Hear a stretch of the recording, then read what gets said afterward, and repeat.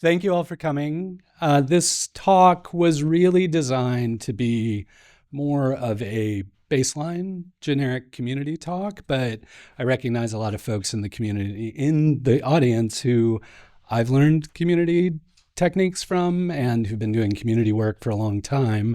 So I just kind of wanted to get a feel like where is everybody in their kind of community user group journey? Are you pretty well skilled in that regard? Raise your hand if you've done a bunch of this work and you're looking for some pro tips. Okay, great. Anybody here just starting kind of community work? Okay, great. Awesome. Well, hopefully this will be helpful. I'm really interrupt driven, so please feel free to raise a hand or just shout out and interrupt me, and I can kind of riff on stuff. This isn't designed to be anything linear. And if I get to a point where you're like, I don't get that, say more, please feel free to stop me, and I'm happy to do deeper dives into stuff.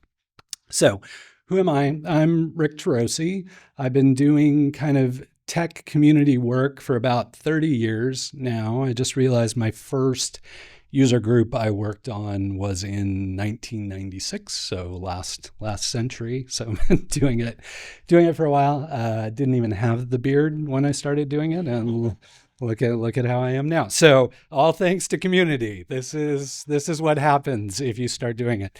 So I've been in Portland, the tech community here, open source community, as well as the proprietary software community for 30 years, working in a variety of roles. I would say my favorite thing about user groups, as opposed to kind of like broader community, like a lot of the work I do is around the startup community or the broader open source community. And what I always love about user groups is there's an area of focus, and that can sometimes be very helpful from a community standpoint. I think from an open source perspective, my only real claim to fame was I was part of the team that ran the first couple of open source bridge events after OSCON left town. And so that has kind of kept me involved in the community.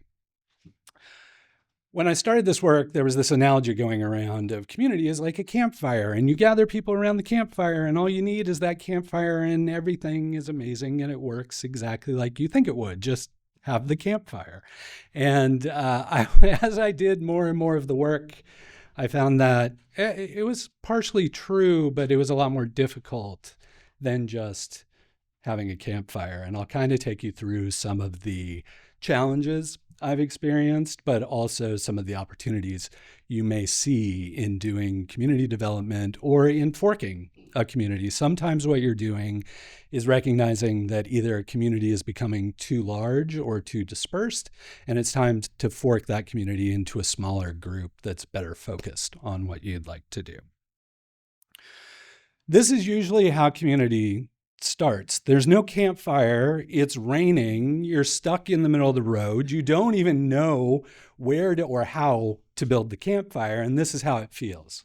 You're kind of just looking, you know something's needed, you know you need community, and you're willing to kind of foster that community, but it's non-obvious about where to go or how to start. And what I always encourage people to do in that case is to just start. You doing something is better than nothing. Even if you're doing the wrong thing with the best intentions, it's going to benefit the community in a meaningful way. Often that means getting some help figuring out where your campfire belongs. You can do this by talking to other people in other communities. They can help you figure some of that stuff out.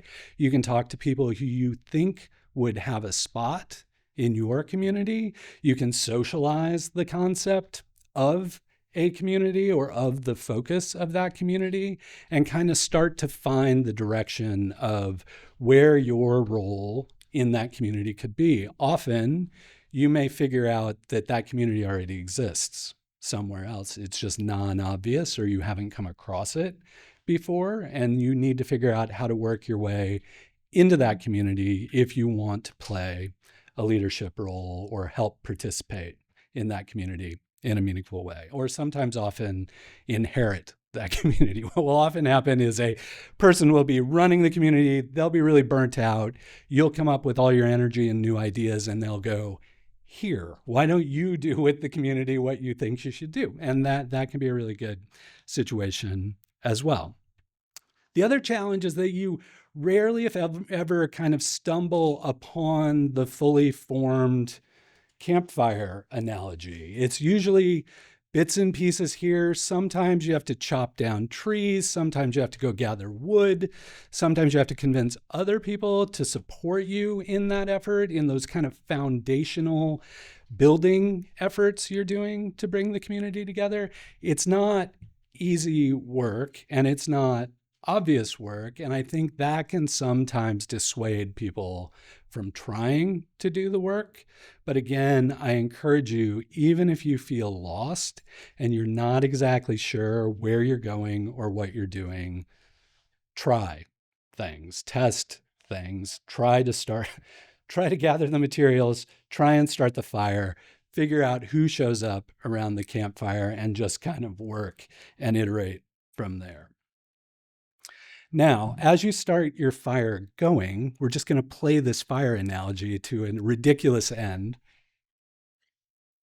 As you get your fire going, there's always that one person at the campfire who's like, you're trying to start it and they're like poking at it and like knocking it out. And it's like kind of killing your campfire. And you're like, hey, appreciate the help, but maybe just let it breathe a little bit. Like, you will wind up with people with that dynamic as you're building community as well. All well-meaning people, but maybe doing things that are not as helpful as they could be. So your challenge as the community leader is, or the user group leader, is to figure out a role for that person, or to help that person identify a role. Say, like, you seem to know a lot about campfires. I bet you could find some dry tinder that would work really well here. So why don't you go out in the forest and explore some more fuel for this fire so that I can just tend the fire and make sure it gets going.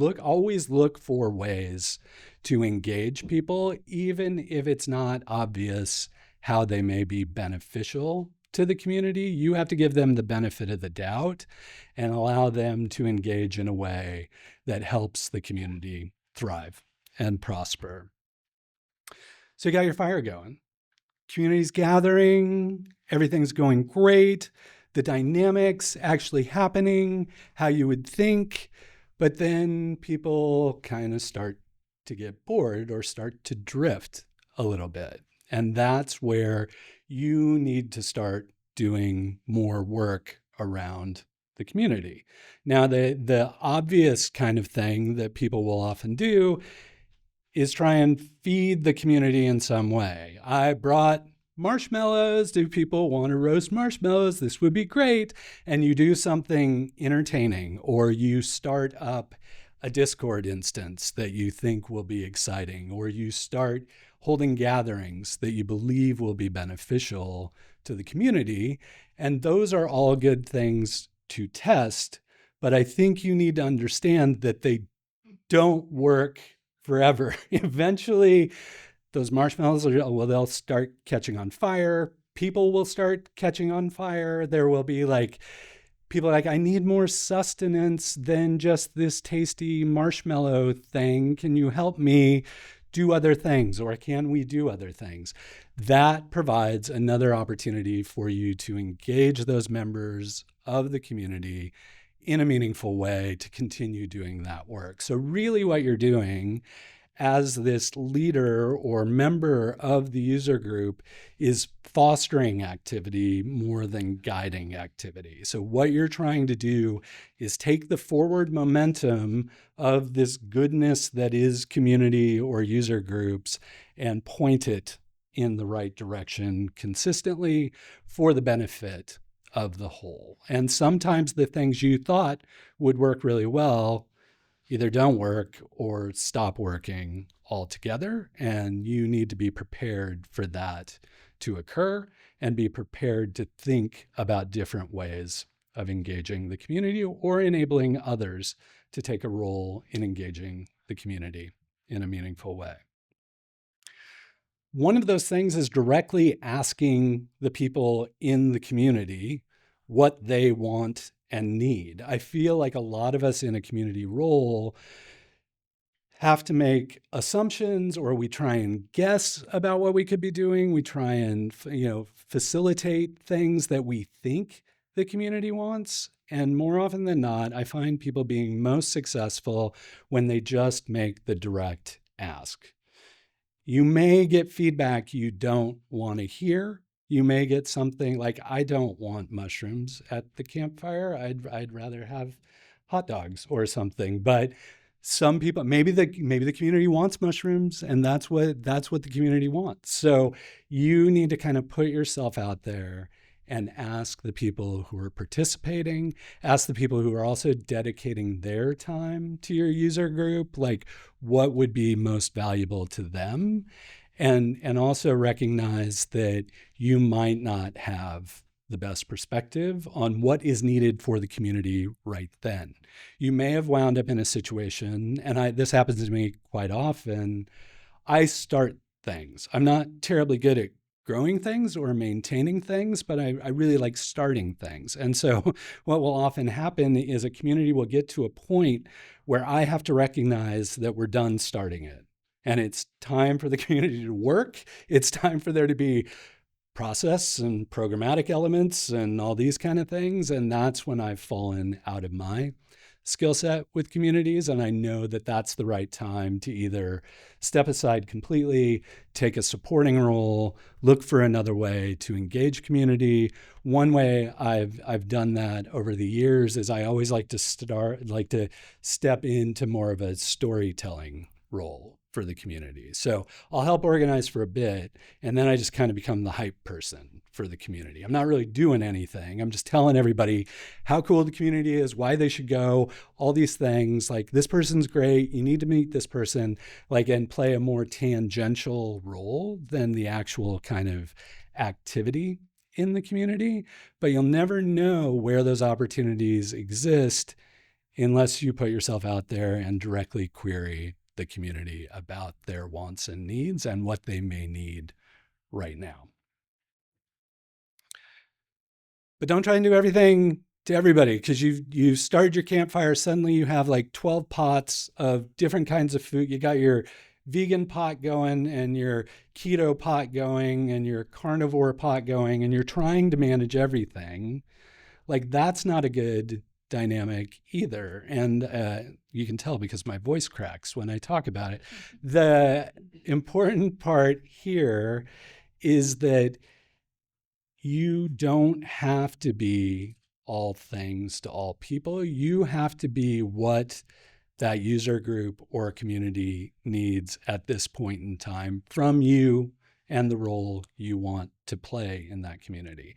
A lot of folks who wind up doing this work are doing it because they enjoy making people happy. They enjoy being validated in their work within a community. And sometimes this can be a little difficult when you're a person who's motivated by making people happy and trying to balance this fact that you have to be critical or selective about what the community is doing and how the community is doing that work. So I think through and through, the most challenging part of this is not so much the community, it's you and the perception of your role in the community and the role that you want to play going forward in the community.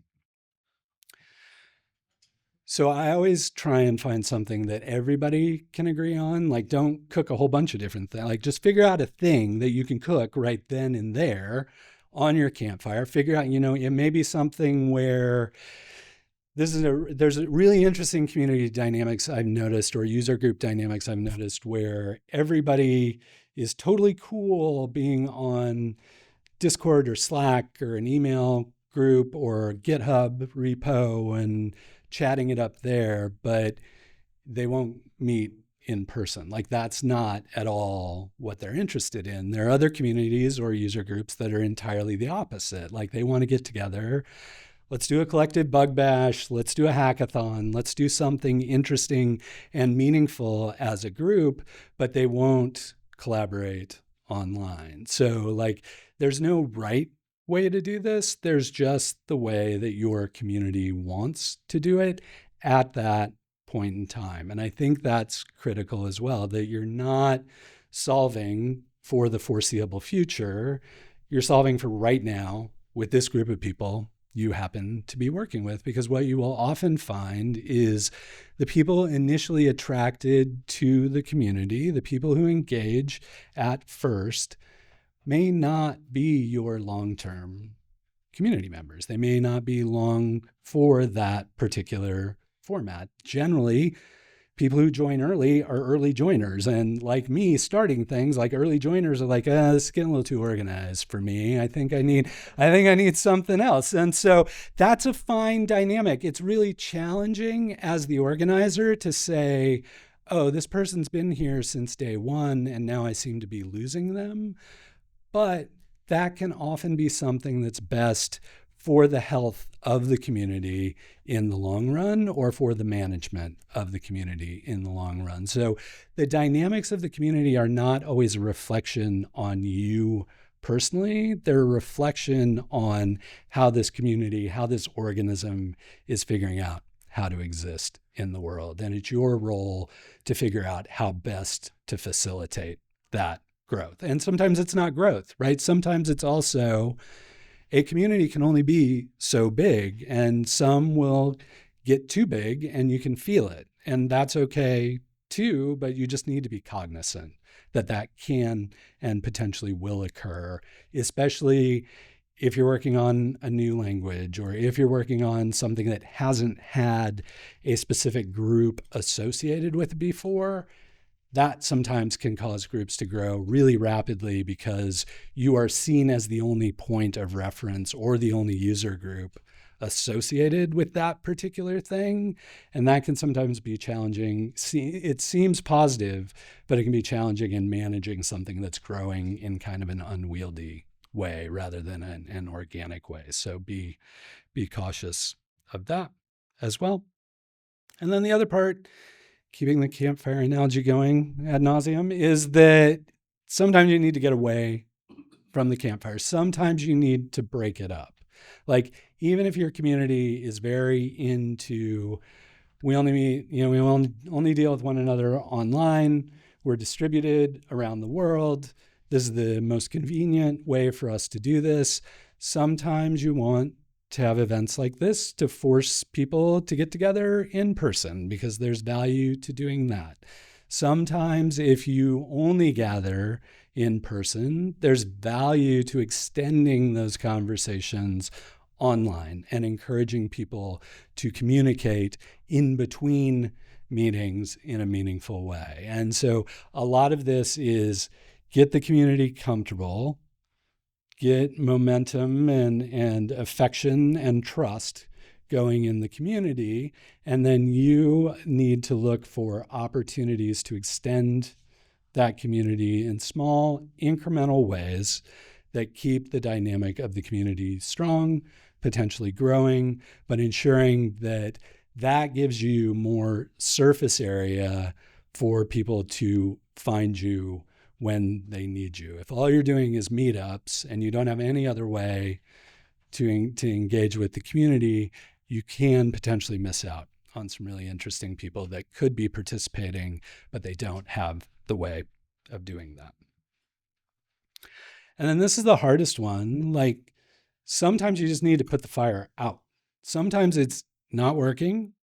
Something changes. Technology changes, people change, something occurs in the broader world, and you need to be willing to admit that this thing we formed, while good and well-meaning and really engaging for some point in time, is no longer functioning in the way it was designed to function. It's no longer providing the value it was meant to provide, or there's some other dynamic that has caused the community to kind of go off the rails. Maybe it's one of those things, and this is another personal thing, maybe it's one of those things where like you've been working on the community for so long and there's no obvious person who can take the community from you and carry it on. Sometimes that means that that's time for the community to be just done. And if you create that space, if you eliminate the community, if you douse the fire,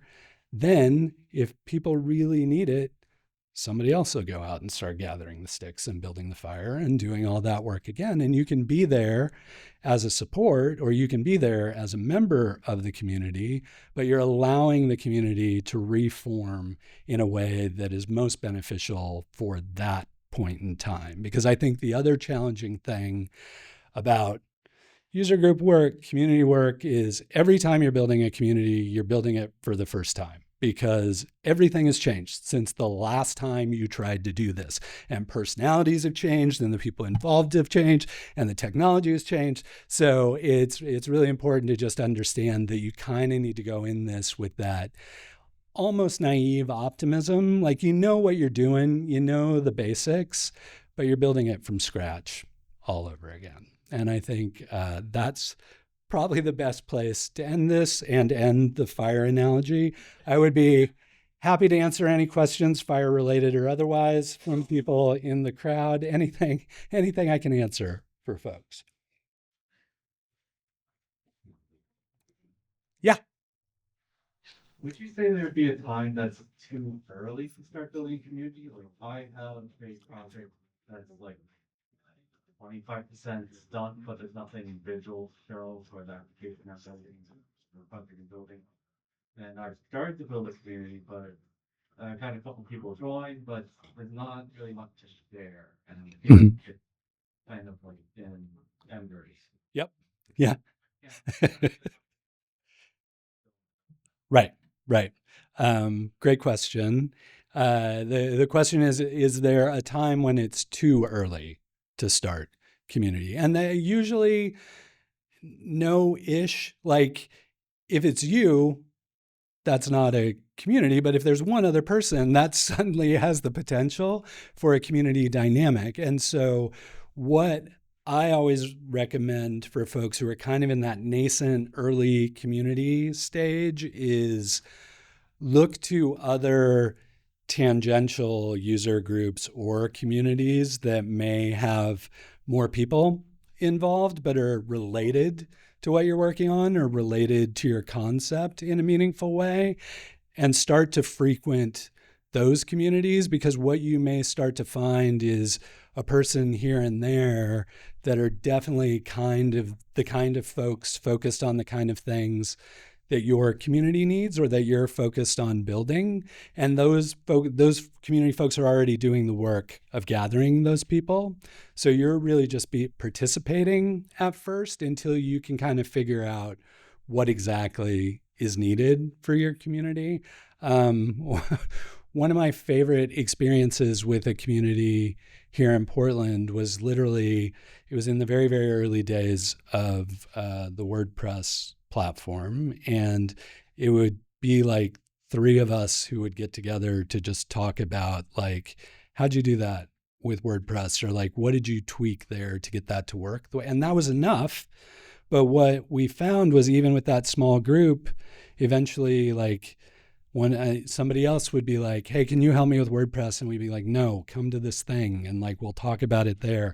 And it grew and grew and grew organically and pretty rapidly. And so there can be things like that can occur. I think the other thing to be cognizant of is just general trends and what's happening in the industry. You may be early, you may be ahead on the community, but there may be some point in time where something happens in the industry and suddenly everybody's interested in being part of your community. Without dating myself too severely, that happened in the mobile industry in Portland. There were these really tiny pockets of like, I work on BlackBerry. Oh, I built something for a Nokia. And like, those people were out there in tiny groups. And then once the iPhone moment happened, like, everything coalesced into like mobile development community in a really interesting way. So kind of be on the lookout for those kind of opportunities as well. Did that answer your question? Okay, cool. Yeah. Yeah. So you mentioned 2 things. One was that you find a way to engage people, even if you don't quite know how they're going to be helpful, like the idea of different roles. Mhm. And then two, having different types of um, ways of engaging. So like not only having meetups. So just hoping for some examples of both of those things. So like what are the different potential roles and then what are the different potential ways of engaging? Great. Yeah, great question. So, question is of the roles that people could play, especially in early stages of the community, like what would be some examples of those roles, and then also in different ways to engage with community, what would be some examples of community gatherings. So, on the role front, there are some people who are drawn to community. I tend to be one of them. I don't really like people. Like I know how people work and I know how social dynamics work. And so I'm really comfortable at like being behind the scenes, like orchestration is a role for me. Like that person would make a great speaker. I should have them speak in an event. That person would be a great hackathon lead. I should have that person do something. You'll find people who want those kind of roles, who want to be associated with the community, but don't want to be seen as a leader or someone engaged in the community beyond the work that they're doing. You'll find other people that are just like frenetically wanting to be engaged and wanting to be around people and not knowing what to do. And they tend to be the best for like that just kind of day-to-day keeping the community engaged, or dropping in links, or I found this, or like I fixed this bug or did this thing. Like there are people who want to be active and don't have the appropriate direction for how to do that. So that's another role to look for. The storyteller role is a huge one. If you can find somebody who's capable of being the storyteller for the group, whether that's simply just like reporting out on here's what we discussed at the last meetup, like even that level of storytelling is huge. It makes the community feel real, and it gives people inspirational, aspirational targets for what they're doing. And they're like, oh, I could get mentioned in the next newsletter about the recap thing if I speak there. Like it just gives people something to think about. So those are very specific roles. You may also find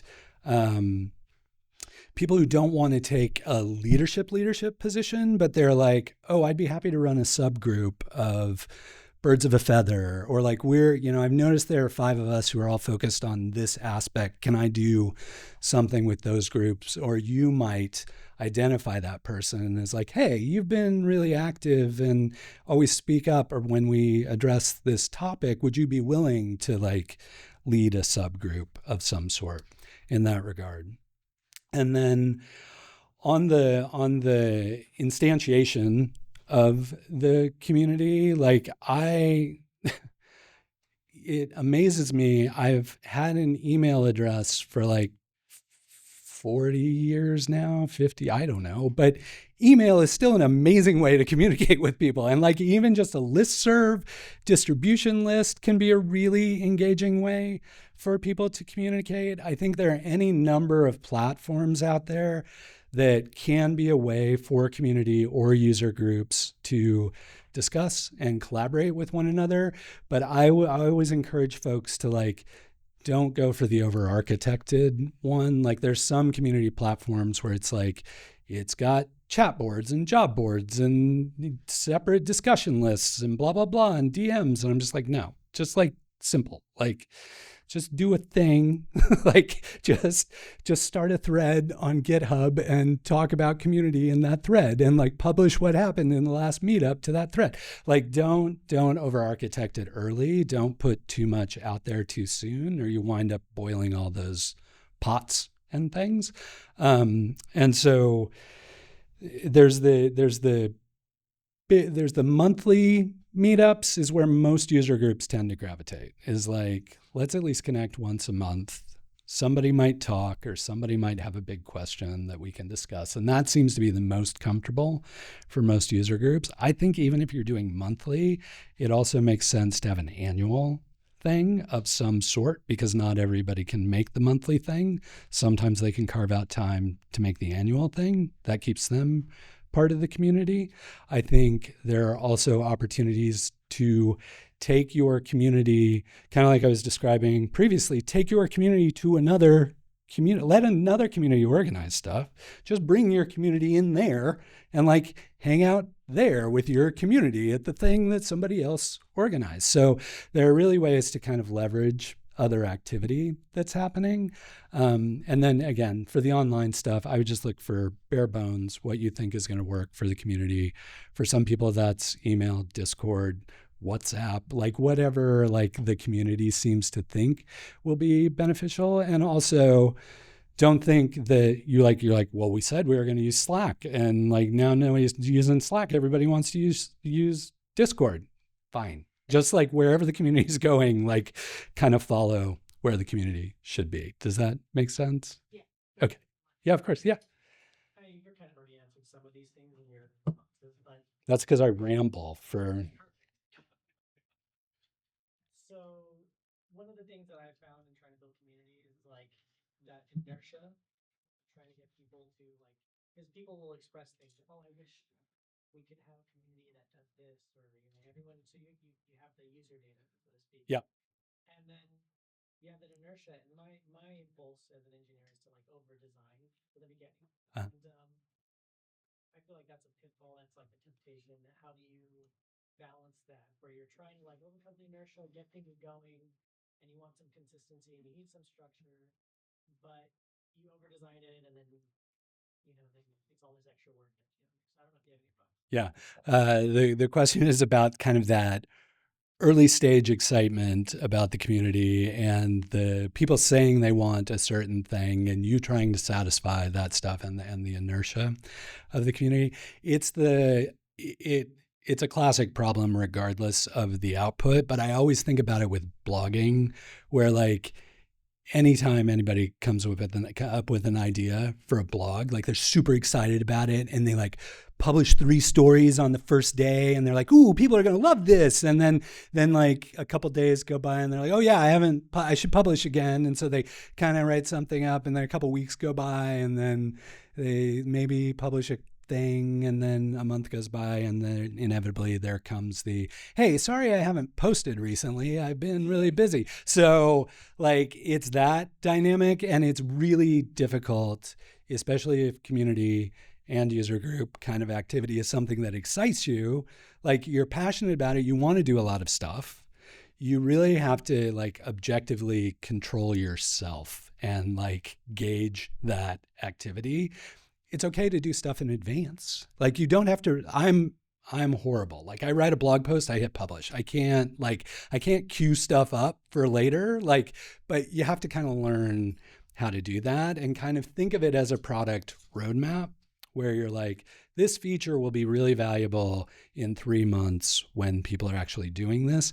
I don't need to release that now because no one's asking for it. So that's one way to think about it. I think the other one that I encounter most often in community work or user group work is people don't know what they want and they tell you the wrong thing. Like they think they want this thing. And so they're really like, they clamor for this thing. And then you do all this work and give them that thing and nobody shows up. And you're like, you said you wanted the thing and not even you showed up for the thing. So it's a typical kind of like user discovery issue. Like look beyond what they're saying and try and interrogate, maybe not necessarily them, but just conceptually, what are they really asking for here? Like they're saying this is the problem. They're saying they've jumped into solution space, right? So they're like, oh, I know this is a problem and this is how we could fix it. And you need to kind of back up out of solution space into the problem space and say, where's this coming from? Like, what is causing them to say that? What is causing them to think that's the potential solution? And then I think you'll have a much more like grounded foundation for releasing those features and understanding when those features need to be released. I think the other challenge is, given the world we currently live in, either have grown up in or have learned to live in, is everything is metrics based. And like, how quickly can you get this done? How big of a community do you have? How far is your community going? Blah, blah, blah. So like sometimes it only needs to be so big. It just needs to be doing good work. It just needs to be doing what the community needs it to do. It doesn't need to be huge. It doesn't need to be exciting and like in the news. It just has to do what it has to do. And so a lot of it can also be aligning your expectations with what community success is, and trying to define that not only for yourself, but for the group. What does a successful community look like in this regard with this particular application? Does that help? Cool. Yeah. So this is not what I was about to ask about is not the like know when to let things die thing. But rather like I'm thinking more about like robustness Mm-hmm. community. Mm-hmm. So like I feel like this thing can happen where you end up with like a load bearing person. Yes. Where That's a great, I love that term. That's awesome. and that person is more prone to burnout Mm-hmm. because they're really good at supporting this whole community, but then like Yep. it's not robust and it won't last forever. And not that it needs to last forever, but like I feel like that can lead to things ending premature. Yes. And I've seen this happen in a lot of different types of spaces that I've been in. And it always feels like a shame because oftentimes the person who is load bearing doesn't want it to end either. Mm-hmm. And they want to continue doing that. And Yeah. so like, do you have any thoughts on how to navigate that so that you can, because it's one thing to be like, okay, I need to learn how to not do so much. Right. Support someone that clearly, because it's often someone who's like brilliant and invested.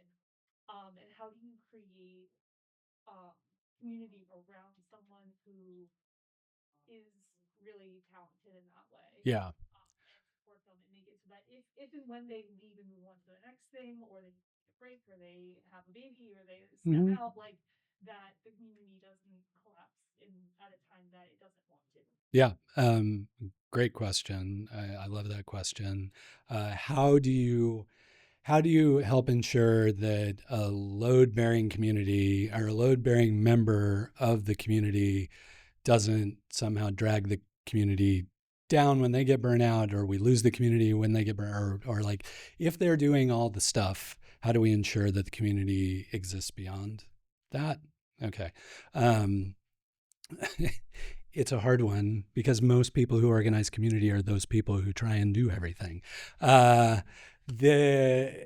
Some potential ways to handle it. I've never done it successfully. I've always continued to do it until I burn out, and then I just let it fall apart. So do as I say, not as I do. But I think one way I've often seen is those people who do so many things are often actually kind of compartmentalizing their roles. They're not doing all the things simultaneously. They're like, I'm doing this part, I'm doing this part. And often those roles could potentially be not taken over completely, but taken over by a member of the community for a point in time. And sometimes even just taking a small piece of that load off the load-bearing leader can be enough. Other times I've seen people successfully do kind of sabbatical rotation where they will say, I need time away. We're going to discuss the amount of time I'm going to be away. And there are several ways of handling that. One, the community can continue on of its own momentum, and I may come back and there may be somebody else doing a lot of the work, and I need to be prepared for that. The community may just go, the community as a whole sometimes goes, yeah, I need a break too. Like, hey, the community is great, but like I need time away to kind of refresh my thinking and how I engage with this community. So sometimes that can be a full-on break, and we're like, stay sweet and cool over the summer. We'll catch you in the fall. Like it's like you need to like maybe give the community time to breathe in that regard. So but honestly, the most challenging part is the person who does everything. Like if that person happens to be you, like it is for me, like I have to do some soul searching and be realistic with myself about like what I'm doing and how it is beginning to negatively affect the community and the potential dynamics of the community. And I'm always thankful when people come up to me and say like, yo, you're a little short. Like you feel burned out. You need to like do something. But again, I've been doing this for 30 years. I can kind of recognize that stuff now. So it can be a bit of a hard conversation with folks like that. But I think in the long run, everybody's better off with those kind of things. But sometimes it's really interesting to just walk away from it and see what happens, honestly. Like you don't really know. And it may, and my computer may go to sleep, and you may find that it reveals somebody super interesting that the community didn't even recognize as a leader, and that gives them the space to do it. So does that help at all? Yeah, it's interesting that you brought up sabbaticals because that's something that I've actually seen in like my like professional work environment that people who they're like told like it's your sabbatical time, you have to go. Yeah.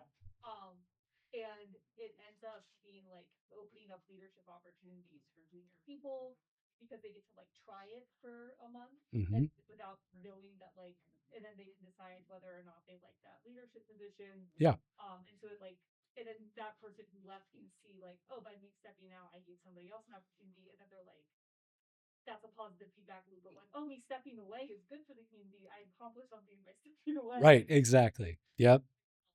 Yeah. Yeah, of course. And I think the other thing that dawns on me is like, I think we all like to think of communities as this organic, squishy thing that it's okay to put structure in there. It's okay to say, whoever is taking a leadership role in the community is required to take a sabbatical at least every 18 months or whatever. Like you can bake that in and then people can prepare for it. They can be like, oh, when they're out, I'd really like to try this part of that thing or whatever. And you can formalize it without kind of crushing the dynamic that is the community. See it create sort of like healthy like redundancy in the good way. Yeah. Of like, oh, that means that this person can also like sick leave if they need it and like the company won't collapse. Right. Right. Exactly. Yeah, and thought partner activity. I think it becomes really interesting when you think you're the only person who's doing that work. Somebody else steps up to do the work, and then you're like, "Oh, wait a second! Like we're peer mentors now. Like we can work through this together collaboratively, which is great too." Yeah. Do you mind if I add a comment to this conversation? No, go ahead. Like not this exact topic, but it applies really closely. And the outcome of that conversation was that in many cases, one of the challenges is that what the person does isn't written down anywhere. It's not like a particular role that they are doing, but they are just taking on a lot of things. So it can help if you start to define roles and write down responsibilities and tasks. So both the person who is overloaded can see all the many things that they are doing, but it's not even the thing, but others in the community will also see that, hey, there are these roles, I can take that on, and this is what I will need to do. So it's much easier to rotate those responsibilities if people are actually aware, because in most cases, in my experience, I work as a community manager, so I did see the people who take on everything, and it's like, hey, do you even know yourself what you're doing? And the community, they just know that everything works so smoothly, and they're just laid back and relaxing because it all works. But then they don't even know what you're doing, so they can never step up because they don't even know that that is done by somebody. So writing it down and in a public place and making it visible to everyone, you can make it more efficient because you see everything written down. People can take on some of the responsibilities. It gets easier to delegate. And if it's you who's in the challenge, then you will see the itemized list and you're like, well, this is like 3 people's jobs and I can't sustain that forever. Yeah. Thank you. I think we're at time. Yeah. One other comment to that. Yeah. If you're able to, when you set up, use a user group for, if you're able to, set it up with a shared model at the very beginning. Because that distributes the work faster, that Yep. distributes the ownership faster. And when companies are involved, that keeps things very fair in that user group. So if you could set it up in the manner of open source where we're all allowed to contribute, setting up a user group with a shared model works pretty well for those types of questions. Cool, thank you. Okay, I think we're at time. Thank you for I'll grab you and we can chat. Thank you everybody for coming. I hope this was helpful. Please feel free to reach out to me. It's so Turoczy is so easy to spell. It's no problem to find me on the internet. So thanks again to everybody for attending.